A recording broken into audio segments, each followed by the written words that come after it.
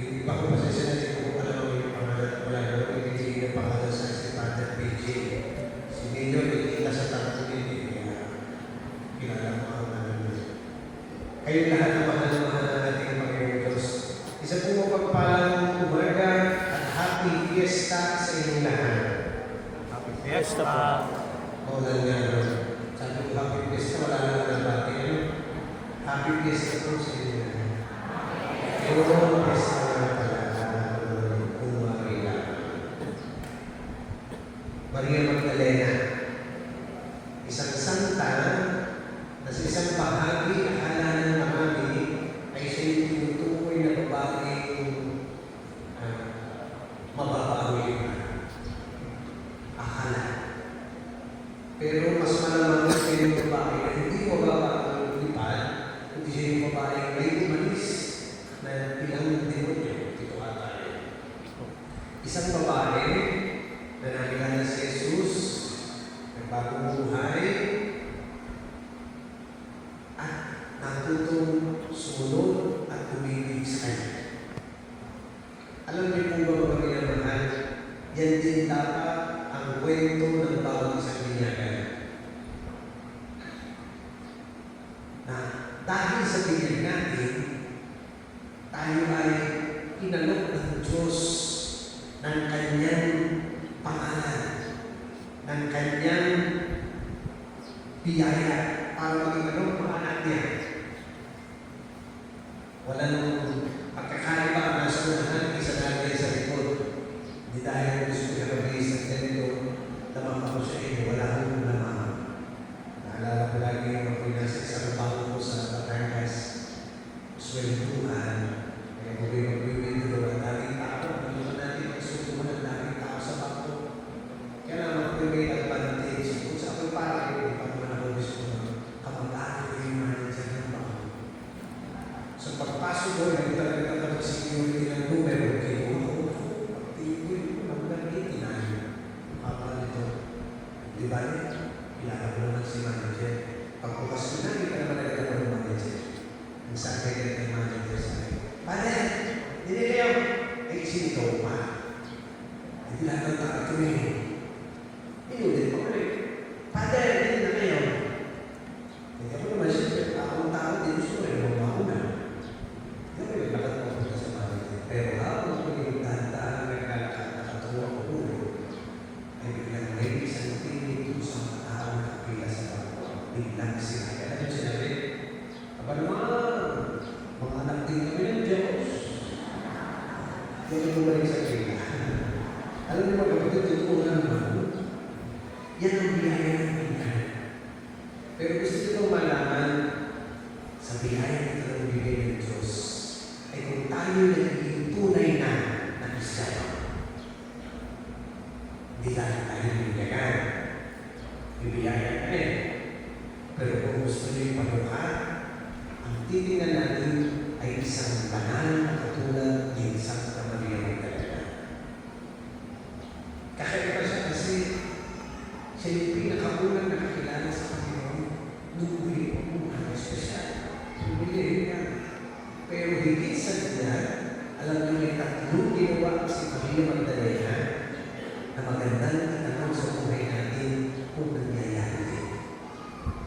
Nagtanong ko na, si Maria Magdalena ay nalungkot nung malaman niya nawawala si Jesus. Sa ayos pinasa. Pumunta siya sa libinan ko na naman, siya napahiyak. Kasi hindi niya wala ang kanyang Panginoon. Ito nga kapatid yung tanong, nalulungkot pa ba tayo kapag ang Diyos ay nalilimutan? Ang Diyos minsa'y mawawala sa ating buhay. At napakaraming pagkakataon sa buhay natin, minsan hindi natin alam, nagiging dahilan ng pagkawala ng presensya ng Diyos. Una na ay ang kasalanan. Naalala ko minsan kung may pag-umpisan, nang tinanong ko kung gaano kakalanan ng huli ng umpisan yung tao na sabi, may higit ng 8 taon na. Sabi ko, iba naman na ngayon ang huli ng umpisan. Ito ko, ang magandang sagot, humingi nga sa Diyos. Tsaka,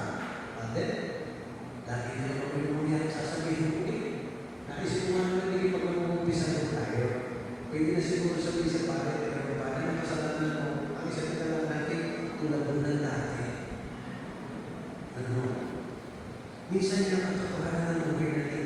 Pero ano mga kapatid? Kapag nawala na sa puso natin yung pakiramdam ng tawag ng konsensya, na tayo nasasaktan na tayo nakakasala sa Diyos, may problema tayo sa pananampalataya. Dahil hindi tayo naging tunay na Kristiyano. Sapagkat ang Kristiyano ay ang taong binihilahan ng Diyos. At dahil dito ay naging tagasunod ng Diyos at dapat ay natututong umibig sa Diyos. Hindi po na nakapagod. Ano po ba po? Siguro mas marunong pa nga minsan tayo pag nawawala ng cellphone. Ano? Siguro nakakita na ako ng baby. Ano yan siya? Hindi ko makakita sa cellphone ko. Siguro pag kaya tayo ay pagkaranda, minsan po natin ng Diyos ng nasa buhay natin. Noong meron ko nung sinabing tatanggalin ng mga positibo sa mga shoot, ay gano'n po. Kaya alala ko kung kaya sa mga buhay.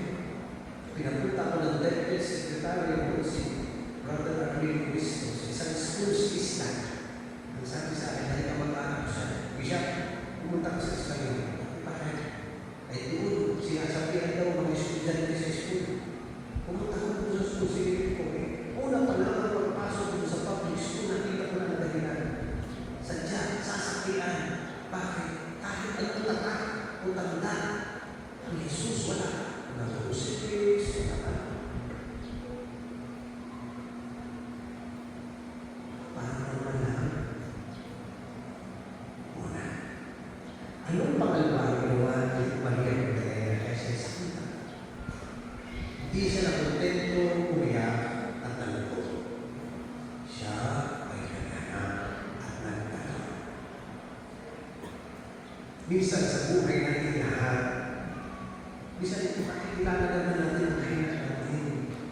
Pero alam mo mga kapatid, hindi maaaring manatili doon nakalungkot. Kailangan tumayo. Kung nawawala si Jesus, ay ihanapin. Hindi sabi sa mga kapatid sa akin na nagpinyo. Ang sabi, sige, tingnan mo na makita ko. Tingnan mo na makita ko. Ay ihanapin mo para matagpuan mo. Because those who look for Christ, find Christ. Ang naghahanap kay Jesus, nakakita si Jesus. Nakakatagpo. Minsan na hindi agad malinaw, pero makakatagpo mo. Sabihin mo kay Jesus, Panginoon mo, nasaan ka? Magparamdam ka, magpakita ka sa akin. Hindi mo mamamalayan siya na parang kaharap ko minsan sa katapunan ng isang pulubi. Di ba sabi naman ni Jesus, kung kayo 25, mga talata 30 hanggang 40. Ang sabi ni Jesus, pag kayo pinakain kayo, luto ako yun. O, si Jesus na yun.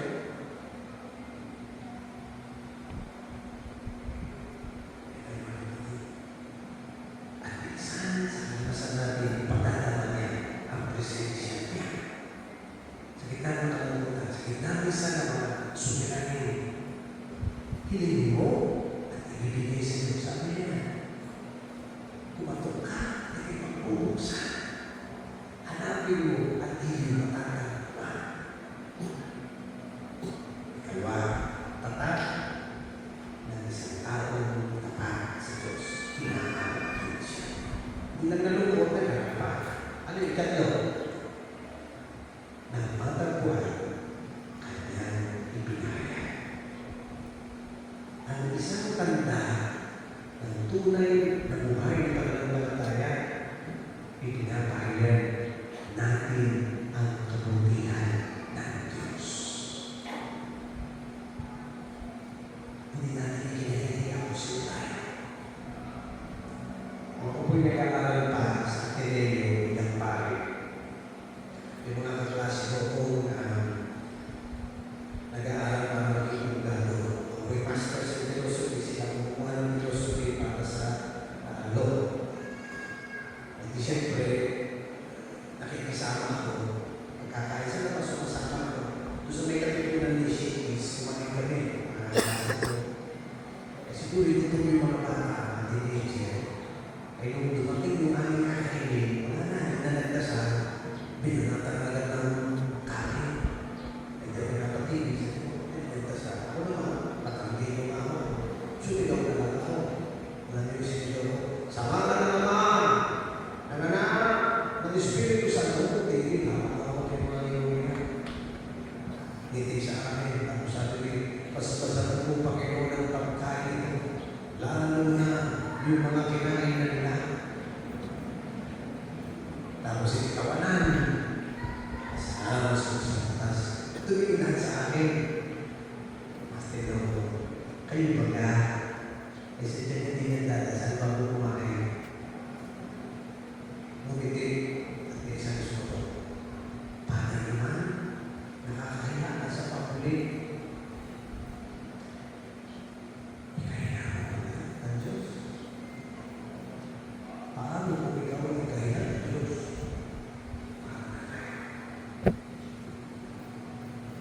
Binyakan ka? Bayan mo. Pag yung diakono mo, alam niyo pa kung sino ang diakono dito? Ang deacon, yung pinamagalang is, yun. Yan kung deacon, tuwing bakasan ng Ebanghelyo, o kahit sino pa, gano'n natin ng sa Kristo, humihingi ng pagpapasas. Alam niyo po sinasabi ng Jesus kanya? Pagpalay ka na kung may kapal, upang gawin ka nararapat na magpahayag ng kanyang salita sa isip, sa salita, at sa gawa. Mga kapatid, Kristiyano, Katoliko, dapat isip, salita, at gawa. Yan ang pagpapahayag. Ano? Sa tingin ko, kung makakarap natin ngayon si Jesus, kaya natin sabihin ngayon, Panginoon ko, tapat ako sa iyo. Itatlong tanda na pinagkita sa Santa Maria Magdalena. Talungkot, wala. Hinala, ang matagpuan. At ang matagpuan, ipinahayag. Nawa, buhay na natin ng mga tayo. At sa biyaya din naman ng Diyos, tulungan tayo na may makuhay ito sa mundo. Sa panalangin ng ating mahal na Birhen Maria, na ina ni Jesus, nawa, magiging patay ng biyaya. At sa tulong din ng panalangin ni Santa Maria Magdalena, na ating mga kaibigan o pagpinyan, lalo na kung ito'y tunay na sa ayon sa kalooban ng Diyos. Pagpalain tayo lahat at pagpapalagay